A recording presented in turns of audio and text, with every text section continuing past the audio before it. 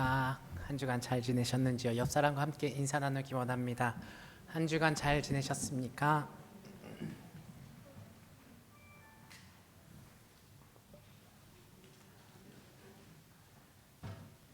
죄송합니다.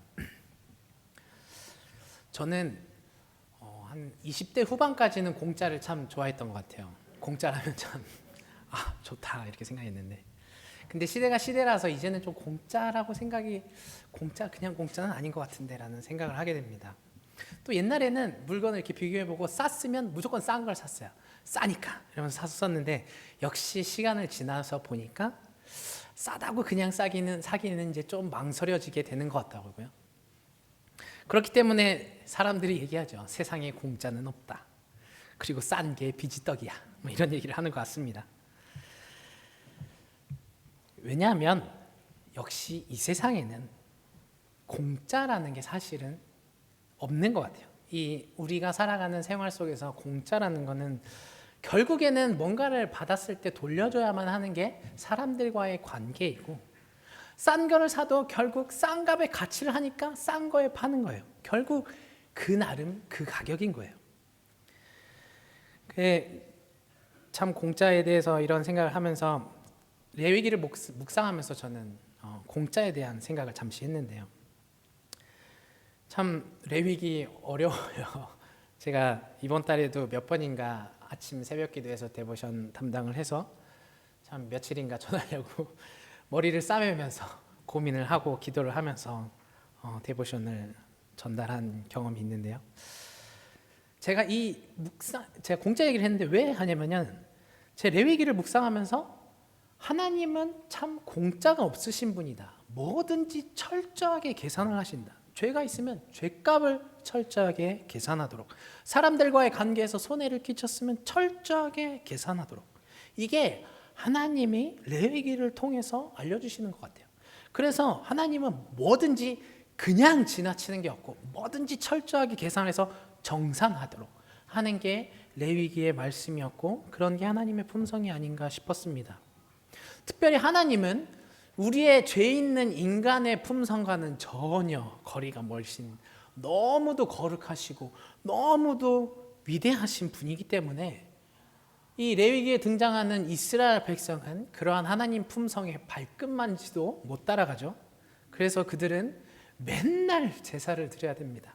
죄를 지었으면 제사를 드리고, 잘못했으면 제사를 드리고, 죄 있는 사람이니까 하나님 앞에 나가려면 제사를 드리고, 뭐든지 제사를 지내야 돼요. 그렇지 않으면 죽어버리니까. 하나님은 이렇게 완벽하신 분이에요.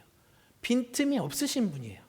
그런 하나님인데 공짜로 은혜를 주셨다는 게 전 조금 의문이 되었습니다. 하나님은 왜 이렇게 빈틈 많은 나를, 정말 부족한 것밖에 없는 나에게 왜 공짜로 주신다고 하시는 걸까? 레위기에는 이렇게 나는 철저한 사람이야 라고 말씀하시면서 나는 너에게 공짜로 은혜를 주었어 라고 말씀을 하시는 걸까? 조금 왜 이게 공짜인 걸까? 정말 공짜인 걸까? 이런 의문이 들었습니다. 근데 제가 아까도 말씀드렸지만, 제가 이 공짜와 하나님이 주시는 은혜의 관계를 왜 자꾸 비교하게 되냐면, 제가 아까도 말씀드렸듯이 세상에는 공짜가 없기 때문이에요. 싼 거면 싼 것만들의 가치가 있기 때문이에요. 그래서 우리가 가진 인식과 하나님이 공짜라고 말씀하시는 거, 뭐 레위기를 봐도 근데 사실 하나님 공짜는 불가능한 것 같은데 왜 그런가 이런 고민을 하다가, 인간은 원래 그런가? 여기서 찾아봤어요. 인류학적으로 사람은 어떤 사람인 걸까? 그랬더니 미국에 있는 마샬 살린즈라는 사람이 인류는 이런 거다라고 분석을 했는데, 세 가지 관계가 있다고 합니다. 친족 관계는 공짜로 줘도 된대요. 받았으면 뭔가 돌려주지 않아도 뭔가 문제는 생기지 않는 친족 관계가 있다고 합니다. 특히 부모와 자식 관계를 생각하면 맞아, 그게 맞는 것 같아 라는 생각을 해요. 그리고 두 번째는 일반적인 관계라고 합니다. 뭔가를 전해줬으면 뭔가 돌아오는 게 있어야지. 뭔가 정해진 기간 내에 내가 전해줬는데 돌아오는 게 없네. 받은 사람은 받았는데 그냥 넘어가도 되나? 이런 게 원래 일반적인 인류의 그런 사람의 생각이랍니다. 그리고 세 번째 관계가 있다고 합니다. 이 세 번째 관계는 좀 죄 있는 사람의 관계가 아닌가. 준 것도 없는데 자꾸 받으려고만 하는 거예요. 특히 나는 아무것도 주지 않아서 뺏으려고만 하는 뭐 사기꾼이나 도둑들이 이런 죄 있는 사람의 특성이고, 뭔가 도박을 하는 이러한 심성도 그런 관계 속에 있다고 합니다. 어쨌든 이렇게 사람은 문화가 그렇기 때문이 아니라 인류적으로 그런 심리를 가지고 있다고 합니다. 그렇기 때문에 사실 공짜, 부모 이와 이런 친족 관계 이외에는 공짜라는 건 불가능합니다. 뭐 하나님 이런 공짜의 관계와 하나님의 레위기를 묵상하면서, 그래, 하나님은 그런 계산을 좋아하시는 분이지, 뭐 그건 그렇고 하나님은 철저한 분이시니까. 근데 12장을 읽으면서부터, 12장을 이제 지나면서부터는 정말 더더욱 의문에 빠지게 돼요. 왜 아이를 낳는 부모는 죄인인 건지, 왜 아이를 낳은 엄마가 왜 불결하다고 하는 건지, 왜 이런 피부병에 걸렸는데 피부병에 걸린 사람한테 죄 있다고 하는지, 심지어 피부병에 걸려서 괴로운 것도 괴로운데 피부병 나을 때 한두 가지 제물을 드려야 되는 게 아니고 14장 10절부터 20절을 보면 네 가지 제물을 드리게 해요. 왜 이렇게까지 제물을 드려야 하는 걸까? 도대체 피부병이 뭐가 그렇게 잘못된 걸까? 도대체 왜? 라는 의문이 계속 생기는 것 같습니다. 근데 이 악성 피부병, 전에 성경에서는 나병이라고 설명이 되어 있는데 사실은 나병은 아니라고요. 그래서 우리 세번역에서는 악성 피부병이라고 하고, 일본어 성경에서는 짜라토, 원래 히브리어 말 그대로 전하거든요. 왜냐하면 이 피부병이 정확히 지금 어떤 병인지 알 수가 없어요. 그렇기 때문에 우리는 이 피부병이 우리한테 지금 없는 피부병인 거예요, 결국은. 그러면 우리랑 상관이 없는 게 아닌가.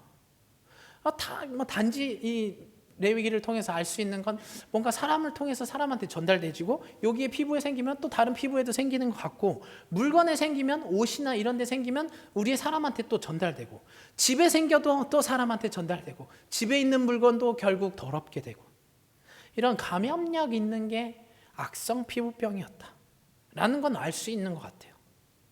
그러면 우리랑은 상관이 없는 것 같기도 한 이러한 레위기의 말씀을 우리는 어떻게 이해를 해야만 하는 걸까요? 정말 레위기 어렵습니다. 저도 일주일 동안 이걸 계속 묵상했는데 너무 어려워요. 너무 제 나름대로 최대한 하나님 앞에 묵상하면서 받은 말씀을 전하려고 합니다. 그 열쇠는 저는 성경의 흐름에 있다고 생각을 했습니다. 우리는 처음에 딱 성경을 열면 우리를 맞아주는 건 창세기예요. 그리고 창세기 딱 첫 장에 하나님은 이렇게 말씀하시죠. 창세기 1장 1절에서 태초에 하나님이 천지를 창조하셨다. 그리고 좀만 더 읽다 보면 하나님이 창조했던 사람은 원래 거룩했는데 하나님과 같은 거룩한 품성을 가진 사람이었어요. 아담과 하와는 그런 정결한 사람이었어요. 근데 그가들이 먹지 말라던 선악과를 먹게 되죠. 그래서 죄에 빠져버렸어요. 그들은 죄를 알게 되었어요. 그래서 하나님 앞을 피하게 되죠. 하나님한테서 멀어졌어요. 그리고 우리는 아담으로부터 태어난 모든 사람, 그의 핏줄을 가진 모든 사람은 원죄라는 것을 가지고 태어나게 됩니다. 그래서 태어나는 순간부터 우리는 저주받은 사람이에요. 하나님과는 멀어진 사람이에요. 하나님이 만드셨지만 하나님과 함께할 수 없는 사람으로 태어나는 거예요. 그게 우리가 가진 운명이에요. 왜냐하면 우리는 사람의 피를 가지고 태어났으니까. 근데 하나님은 이런 사람을 불쌍하게 생각했어요. 그래서 우리를 구원하려고 예수 그리스도라는 계획을 세우시죠. 그리고 구약 성경을 통해서 계속 예수 그리스도를 나타내 주세요. 그리고 신약 성경에선 드디어 그 예수님이 2000년 전에 예수님이 이 땅에 오신 말씀부터 시작이 됩니다. 즉 우리는 예수님을 믿으면 구원을 얻어, 이게 성경의 말씀이에요. 죄인이었기 때문에 하나님 우리한테 구약 성경을 주셨고, 죄인이었기 때문에 우리한테 신약 성경을 주신 거예요. 그렇기 때문에 이 레위기의 말씀도 우리는 성경을 통해서, 성경의 중심인 예수 그리스도를 통해서 읽어야 되지 않나 생각을 했어요. 특히 이 짜라토라는 이 악성 피부병이라는 피부병은 원래 그렇다면 성경이 없었으면, 사람이 하나님과 멀어지지 않았으면 생기지 않았을 피부병이 아닌가. 그렇기 때문에 우리는 죄로 인해서 생긴 병이다라는 생각을 가지고 묵상을 해야 되지 않나 생각을 했습니다. 예수님은 또 이렇게 말씀해요. 마태복음 5장 17절을 보면 내가 율법이나 예언자들의 말을 폐하러 온 줄로 생각하지 마라. 폐하러 온 것이 아니라 완성하러 왔다. 그러니까 이 레위기에 적혀 있는 악성 피부병도 완성된 거예요. 우리한테는 완성된 말씀인 거예요. 그러면 우리는 도대체 이걸 어떻게 이해하는 걸까? 제가 이것을 고민하면서 역시 악성 피부병도 인간의 원죄를 함께 고민해야 되지 않나. 그래서 이 죄와 함께 생각을 한다면 우리는 예수 그리스도를 통해서 구원받았으니까, 우리의 영혼이 구원받았으니까 우리의 옷은 우리가 입고 있는 의복으로, 몸으로 생각해야 되지 않을까. 우리의 몸은 예수님이 우리를 구원해 주셨던 우리의 영혼으로 생각해야 되지 않을까. 그리고 우리의 집은 장차 하나님 나라에 준비되어진 들어갈 우리의 집으로 생각해야 되는 것이 아닐까. 진짜 이 옷이 아니라, 진짜 우리의 피부가 아니라, 진짜 우리가 살고 있는 집이 아니라 영적으로 우리의 영혼이 입고 있는 옷과 옷인 육신과 하나님의 나라를 생각해야 되지 않을까 생각을 했습니다. 사전 설명이 조금 길어졌는데요. 그렇다면 예수 그리스도를 통해서 읽어야 되니까 이 레위기의 말씀을 그대로 신약 성경을 가지고 와서 생각해 봤으면 좋겠습니다.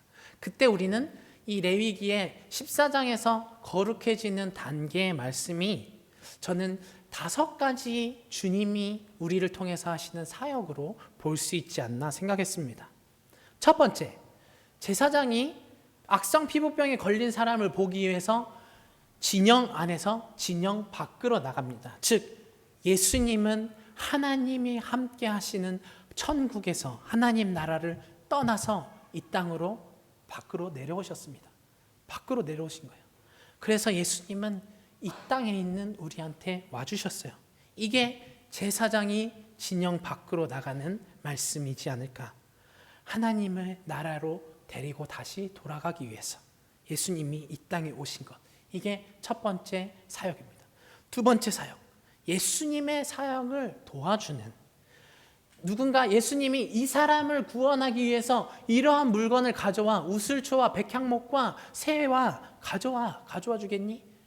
근데 그것을 가져오는 사람은 그 옆에 있던 사람, 즉 우리를 통해서 예수님이 시키시는 것이 아닐까. 그러나 그곳에는 반드시 없어서는 안 될, 구원받은 영혼이라면 함께 하시는 성령의 역사를 통해서, 우리가 하는 것이 아니라 성령님께서 우리한테 말씀해 주셔서 우리가 사람을 돕게 되는 것, 이것이 두 번째 사역이라고 생각을 했습니다. 4절을 보면 제사장은 이런 4가지 정한 새 2마리, 백향목까지, 홍색 털실 한 뭉치, 우슬초 한 포기를 가져오게 시켜요. 그리고 5절을 보면 또 시켜요. 제사장은 사람들을 시켜서 그 2마리 새 가운데서 1마리를 잡아서 생수가 담긴 오지 그릇에 담게 한다. 예수님은 시키는 겁니다. 이 사람을 구원하기 위해서 옆에 있는 사람, 이 사람은 아직 모르니까, 피부병 때문에 영혼이 더러워졌으니까 시켜요. 그래서 사람들은 새를 잡습니다. 조금 제가 일부에서는 말씀을 안 드렸는데 약간 의문이 생겨요. 일본어 성경은 그냥 명한다라고만 되어 있거든요. 근데 한국 성경은 사람들을 시켜서, 4절에서도 5절에서 사람들을 시켜서 라고 말해요. 이게 원래 히브리어 원어에서 시켜, 누구한테 시켜라는 이 3인칭 단수만 나와요. 누구한테 시키는지 원래 히브리어 성경이 가르치지를 않아요. 그렇기 때문에 해석하는 성경에 따라서 새 번역은 결국 사람들을 시켜서, 영어 ESV 성경도 사람들을 시켜서, 근데 NIV나 킹 제임스 버전은 제사장이 그냥 시켜서 원어 그대로 번역을 합니다. 근데 저는 이걸 영적으로 생각한다면 성령이 통해서 시키는 것으로 봐야 되지 않을까? 그렇게 해서 우리의 역할로서 우리가 받아들여야 되는 게 맞는 해석이 아닌가 생각을 했습니다. 이게 두 번째 사역이죠. 예수님의 사역, 그리고 예수님이 성령을 통해서 시켜주는 사역, 두 번째 사역입니다. 세 번째 사역이 있습니다. 세 번째 사역은 대제사장이신 예수님께서 성령을 통해서 거룩해질 사람에게 회개할 마음을 허락하시는 사역, 세 번째 사역입니다.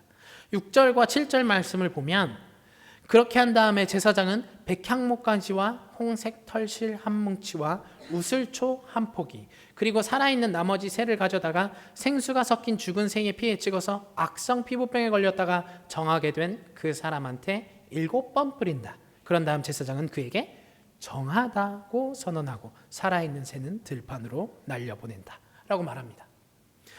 한 마리 새는 죽었고 한 마리 새는 자유롭게 살아서 날아가요. 고린도후서 5장 17절을 보면 바울이 이렇게 고백해요. 누구든지 그리스도 안에 있으면 그는 새로운 피조물입니다. 옛것은 지나갔습니다. 보십시오, 새 것이 되었습니다. 저는 이 바울이 한 고백이, 한 마리 죽은 새는 나는 주님 앞에서 죽었습니다. 예전에 나는 죽었습니다. 이제 나는 살아서 예수 그리스도를 통해서 살아갑니다. 피와 물이 찍혀진 새가 살아서 날아가는 것. 이게 이 죄를 고백하는 사람의 마음의 핏부림이 아닌가. 여기서 이 피가 함께 뿌려지는, 새와 함께 뿌려지는 세 가지 재료들이 나와요. 백향목 가지, 홍색 털실 한 뭉치, 우슬초 한 포기. 이거 뭘 의미할까? 분명히 의미가 있다고 고민을 했어요. 그래서 묵상하면서 성경에서 이러한 재료들을 찾아봤어요. 백향목은 하나님의 성전을 지을 때 뿌리가 아주 강인한 나무라고 합니다. 그리고 홍색 털실, 홍색, 예수님은 십자가에 돌아가실 때 홍색 천이, 그 가운이 둘러져서 십자가 위에서 돌아가셨어요. 그리고 마지막에 마시셨던 신 포도주는 우슬초 가지에 되어서 예수님한테 전해져요. 그러니까 이 홍색 털실과 우슬초를 생각하면 예수 그리스도의 십자가가 떠오르는 거예요. 그리고 백향목을 떠오르면 하나님의 성전이 떠오르는 거예요. 즉 한 마리 날아간 새는 예수 그리스도의 십자가의 핏부림을 통해서 자유롭게 되었고, 그 한 마리 새는 그 마음 가운데 하나님의 성전이 세워진다. 이게 이 피를 뿌리는 거의 의미가 아닌가 생각했습니다. 자, 그러면 세 번째까지 사역이 있었어요. 예수님이 나오셨고, 그리고 예수님이 그 사람을 돕기 위해서 누군가 함께 공동체를 사역을 시켰죠. 그리고 그 사람은 죄가 있습니다, 나는 예수 그리스도를 통해서 죄사함을 받았습니다, 고백할 마음이 생겼어요. 그러면 우리는 뭘 하죠? 그렇죠. 우리는 교회에 와서 세례를 받죠. 그 네 번째 역할이 세례를 받는, 성령을 통해서 죄사함 마음을 받았으면 우리는 물로 세례를 받아야 합니다. 예수님께서 요한복음 3장 5절에서 누구든지 물과 성령으로 나지 아니하면 하나님의 나라에 들어갈 수 없다라고 말씀하시듯, 사람은 성령을 통해서 마음을 받았으면 물로 세례를 받아야 합니다. 그렇기 때문에 우리는 꼭 교회에서 세례를 주죠. 이 네 가지 사역이 이 하나님 나라가 아닌 밖에서 이루어지는 사역입니다. 그리고 이 밖에서, 하나님 나라가 아닌 밖에서 이 네 가지 사역이 끝났으면 이 사람은 이제 정하여졌습니다 라고 선언을 받고 하나님 나라로 들어오게 됩니다. 진영 안으로 들어와요. 근데 이 진영 안으로 들어오기까지의 과정이 1절부터 9절까지에 쓰여 있단 말이에요. 근데 또 10절부터 20절까지 제사를 드리는 말씀을 10절에 걸쳐서 네 가지 역할뿐만 아니라 10절에 걸쳐서 많은 설명을 또 하세요. 하나님 나라에 들어왔으면 우리는 구원받은 것 아닌가? 하나님 나라에 들어왔으니까 우리는 하나님 나라에 우리의 집이 생긴 거 아닌가? 고민을 하게 돼요. 왜 이 10절에 제사가 필요하고 10절 이후에 제사가 필요하고 왜 또 그 피를 7번 우리의 몸에 바르는가? 피를 몸에 바르고 기름을 또 바르는가? 이게 고민이 됩니다. 이 7일이라는 시간, 7일을 기다려서 제사 드리는 제사, 그리고 8째 날에 들어가는 우리의 집, 과연 무엇을 의미할까? 제가 처음에 이 악성 피부병을 이해하기 위해서는 성경의 흐름이 중요하다고 말씀드렸습니다. 저는 이 마지막 제사도 성경의 흐름 속에서 이해되지 않을까 생각을 했습니다. 하나님이 천지를 창조하셨을 때 며칠이 걸렸죠? 7일이 걸렸습니다. 6일 동안 하나님은 만드시죠. 그리고 마지막 날은 쉬세요. 그래서 우리 역시 마지막 날을 거룩하게 여기고, 그리고 쉬는 날을 하루를 포함해요. 6일을 살고 하루를 쉬죠. 이 7일이에요. 이 7일을 우리는 계속 살아가요. 이 세상에서 7일, 7일, 7일, 7일, 7일, 7일, 7일, 52번 살면 1년이 지나가요. 그 7일을 계속 사는 게 우리의 삶이에요. 그리고 마지막 8일, 8일째 우리는 하나님 나라에 들어가는 게 아닌가 생각을 했어요. 예수님은 이 땅에 오셔서 7일 동안 예루살렘에 입성을 하시고 성전을 거룩하게 하시고 제자들과 함께 마지막 만찬을 하시고 십자가에 돌아가시고 8일째에 부활을 하셨어요. 이게 7일과 8일의 의미가 아닐까. 예수님께서 십자가에 돌아가시고 7일을, 그래서 우리는 고난주를 지내죠. 7일을 사시고 8일째 우리를 부활시켜 주시는 것, 하나님과 함께 예수 그리스도와 함께 우리가 부활하는 것, 이게 8일의 부활이 아닐까 생각합니다. 영적으로 말하면 8일의 완전한 하나님의 완벽히 새 것이 되는 거예요. 근데 우리는 이미 구원을 얻었고 우리의 집이 이미 하나님 나라에 있는 것이 아닌가? 라는 고민을 하게 되죠. 8일의 사역은 이미 끝났는데, 이것은 영적으로 의미하는 게 아닌가 생각합니다. 우리가 계속 이 땅에서 살아가는, 물론 하나님 나라에 살고 있습니다. 우리는. 그럼에도 불구하고 하나님 나라에 살면서도 이 땅에서 계속 살아야 되는 것, 이것이 7일. 그리고 영적으로 하나님과 함께 부활하는 것이 8일. 그래서 영적으로 해석해야 되지 않나 생각을 했습니다. 그러나 무엇보다 중요한 것, 제사. 지금까지 우리는 마음을 받았고 세례를 받았어요. 그러나 그 뒤에 감추어 있는 예수 그리스도가 직접 자기의 몸을 십자가에 달려서 돌아가셨던 예수 그리스도를 통한 제사, 그것이 사실은 뒤에 숨어 있다는 겁니다. 10절부터 20절까지 계속해서 말씀을 하시는 거예요. 그리고 그 피를 발린 사람은 하나님 나라에 들어갈 때 피가 발라졌으니까 들어갈 수 있다는 거예요. 그리고 영적으로 이미 기름이 발라진 사람은 이 땅을 살면서도 성령님께서 함께 해주신다는 거예요. 우리의 어려운 삶 가운데서 하나님이 함께 해주신다는 거예요. 그렇기 때문에 무엇보다 중요한 10절부터 20절까지의 제사와 피와 발림과 기름으로 발려지는 사역이 5번째 예수님께서 하시는 사역. 이 5가지 사역을 1절부터 20절까지 하나님은 우리한테 말씀을 하시는 것이 아닌가 생각을 합니다. 참 이러한 구원의 프로세스, 이 구원의 프로세스를 설명하기 위해서 사실 하나님은 그 많은 제사를 설명하신 거예요. 근데 우리는 하나님은 계산을 하시는 사람인데 우리는 공짜로 받았잖아요. 이 공짜로 받은 게, 저는 그래서 처음에 공짜로 말씀드렸는데, 과연 우리는 이 공짜로 받은 은혜 얼마나 가치가 될까 생각을 해봤어요.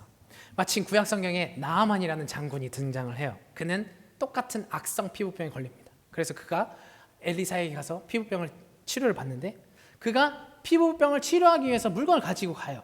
근데 엘리사 아무것도 받지 않고 전부 다 돌려보내요. 공짜로 치료를 해줘요. 근데 그가 가져갔던 물건들을 제가 계산을 봤어요. 이 악성 피부병으로부터 회복되는 게 얼마나 있는 가치인가. 그가 가져간 건 은 10달란트, 금 6,000개, 그리고 의복 10개를 가져갑니다. 이게 한국 돈으로 계산을 해보니까 90억이에요. 하나님은 딱 한 번의 구원의 프로세스 90억을, 굳이 이게 90억이라고 말하기는 어렵지만 성경에서 이 악성 피부병 낫는데 사람이 가져갔던 돈, 그만큼 고통이라는 거예요. 근데 우리는 계속해서 죄를 짓죠. 계속 반복되는 죄, 90억이 계속 반복되는 거예요. 야, 도대체 우리는 하나님한테 얼마를 드려야 되는 걸까? 이 구약 성경에서 계속 제사를 드리라고, 우리는 도대체 얼마를 하나님한테 받은 거야? 참 이 세상의 가치로는 환산할 수 없는 은혜를 우리는 받았구나. 이 악성 피부병을 통해서 나는 이만큼을 너한테 준 거야 라고 말씀해 주시는 게 아닌가 생각했습니다. 근데 제가 처음에 공짜는 없다라는 말씀을 드렸는데, 그럼에도 하나님은 계속 공짜는 없다라고 레위기를 통해서 말씀하시죠. 그러면 왜 하나님은 굳이 이렇게 계속 계산법을 알려주시는 걸까? 계속 나는 철저히 계산을 해야 돼. 아니 공짜로 주실 건데 그냥 처음부터 공짜야 라고 말씀해 주시면 되지. 왜 이만큼의 가치가 있는 거야? 너는 정산을 해야 되라는 걸 알려주시는 걸까? 하나님뿐만이 아니라 사람과의 관계에서도 철저하게 계산을 해야 돼 라고 말씀을 하시죠. 그게 보상에 관한 제사 속건제물이에요. 하나님은 하나님과의 관계에서도 사람과의 관계에서도 철저하게 계산하라고 말씀을 하세요. 나는 이런 하나님이야 라는 걸 레위기를 통해서 말씀해 주시잖아요. 그게 하나님의 품성이라는 거예요. 근데 우리는 공짜로 받았잖아요. 왜 이게 공짜가 되는 거예요? 왜 공짜예요? 또 궁금해졌어요. 야, 이거 진짜 공짜일까? 야, 다시까지 뭔가 확실히 교회 가면 헌금도 드려야 되죠. 봉사도 해야 돼요. 오늘 아침에 또 이 교사들이 세워졌죠. 열심히 다음 세대를 위해서 섬겨요. 또 헌신도 하라고 해요. 희생도 하라고 해요. 이거 계산하고 있는 거 아닌가? 라는 생각도 하게 됩니다. 난 도대체 그러면은 얼마나 하나님 앞에 드려야 되는 걸까? 진짜 공짜 맞는 걸까? 고민을 하다가 근데 또 이 하나님이 계속 계산하시는 가운데 진짜 은혜가 숨어져 있다는 걸 알았어요. 제가 굳이 계산해서 9억 계속되는 9억 계산을 했는데 하나님이 우리한테 이거를 계속해서 알려주시는 거는 내가 예수 그리스도를 너한테 준 것에 그 이유가 있는 거야. 너는 원래 내가 만든 창조물이야. 그래서 너는 나랑 계산을 해야 되는 관계야. 너는 죄인이니까 나한테 그 죄값을 계산해야 돼. 나한테 내가 만든 너의 몸을 죄로 더럽혔으니까 너는 그걸 정산을 해야 돼. 너는 그것을 정산하지 않으면 나와 함께 할 수 없어. 이게 원래 하나님 법이에요. 하나님 품성이에요. 근데 예수님이 이 땅에 돌아가신 것, 하나님의 아들이 우리를 위해서 돌아가신 것, 하나님의 아들이 나의 신랑이 되어주신 것, 하나님의 아들이 나를 신부로 불러주신 것, 즉 너는 이제 내 가족이야. 너는 내가 자녀 삼았어. 그러니까 공짜야. 안 갚아도 돼. 이제 알겠니? 나는 원래 이만큼의 가치를 너랑 계산을 했었어야 됐어. 근데 너는 어차피 못 갚잖아. 그래서 내가 생각한 거야. 내가 나의 이런 품성을 뛰어넘어서 너와 계산하지 않을 수 있는 방법 딱 하나. 너를 내 자녀 삼는 것. 그러니까 나는 나의 하나뿐인 아들을 너한테 내어주는 거야 라고 말씀하시는 것 같았어요. 그래서 이 레위기가 하나님은 이렇게 철저한 분이심에도 불구하고 그럼에도 불구하고 그걸 뛰어넘는 게 나의 사랑이야, 하나님의 사랑이야 라는 걸 알게 하시는 말씀이라는 걸 알았어요. 이 레위기는 하나님의 율법을 가르치는 게 아니라 하나님의 사랑을 가르치는 거라는 걸 알게 되었어요. 뿐만이 아니에요. 하나님은 처음에 도와주는 사람한테 일을 시키잖아요. 즉 우리죠. 예수 그리스도의 복음을 전하는 사람. 그러면 우리가 갚아야 되는 건 그렇지 않아요. 예수님은 이렇게 말씀해요. 누가복음 18장 22절에 내가 가진 걸 다 팔아서 가난한 사람들에게 나눠줘라. 그리하면 내가 하늘에서 보화를 차지하게 될 것이다. 그리고 와서 나를 따라라. 또 30절에는 하나님 나라를 위해서 일을 하는 사람한테 이렇게 말씀해요. 이 세상에서 여러 갑절로 받을 것이고 또한 오는 세상에서 영원한 생명을 받을 것이다. 하나님은 계산법을 열심히 알려주시잖아요. 그 계산법을 왜 알려주냐면 내가 너한테 정산하려고가 아니라 너한테 정산할 건 내 아들 예수를 통해서 다 받았어. 그러나 나는 너한테 또 줄 거야. 내가 너한테 이만큼 줄 거야. 나는 원래 이런 하나님이야. 나는 이런 정산을 하는 게 나야. 그래서 나는 너한테 그만큼 또 줄 거야. 그러니까 내가 사랑하는 사람을 위해서 섬겨주지 않겠니? 내가 사랑하는 저 사람을 구원하기 위해서 좀 같이 일해주지 않겠니? 라고 말할 때 기쁜 마음으로 좀 섬겨주지 않겠니? 그러면 난 공짜가 아니라 내 거 다 줄 거야.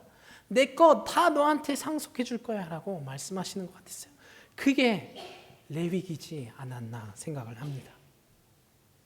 그러니까 우리는 하나님한테 자녀가 되어서 공짜로 받았으니까 그래도 드려야죠. 그게 맞는 것이죠 라고 그래서 감사하면서 드려요. 그럼에도 불구하고 하나님은 아니야, 난 또 줄게, 또 축복할게. 그러니까 정말 감사하면서 섬겨야 되지 않을까. 받을 거 기대하면서 섬기는 게 아니라 그 사랑에 감사하면서 섬겨야 되지 않을까 생각을 합니다. 여러분, 제가 아까 잠깐 말씀드렸는데 예수님이 이 땅에 오셔서 일주일을 사셨어요. 그리고 마지막 8일째 부활을 하셨죠. 이 고난주간이 곧 2주 뒤로 다가옵니다. 우리한테 이 레이기를 묵상하는 건 내가 너를 그만큼 사랑하는 거야. 그러니까 나의 고통에 동참하면서 더 큰 은혜를 함께 깨달았으면 좋겠어 라고 우리한테 얘기를 묵상하게 하신 게 아닌가 생각을 했어요. 그래서 우리가 2주 뒤에 성찬식이 있습니다. 하나님이신 예수님께서 이 땅에 오셔서 희생하여 주신 그 희생을 생각하면서 준비해야 되지 않을까 생각을 했어요. 깊이 묵상하고 깊이 감사하고 깊이 함께 기도하고 함께 그 사랑을 또 나누고 그러면서 우리가 고난주간을 준비해야 되지 않을까? 그 사랑을 깊이 생각하면서 성찬식을 준비해야 되지 않을까? 그런 생각을 하게 되었습니다. 우리가 함께 앞으로 있을 2주 뒤에 있을 고난주간을 준비해 나가게 해야 되지 않겠습니까? 함께 그냥 1년에 한 번 있는 성찬식이니까 참여하는 게 아니라 마음속 깊이 이 레위기를 통해서 말씀해 주시는 그 말씀을 기억하면서 성찬식을 준비했으면 좋겠습니다. 함께 이 시간 기도하기 원합니다.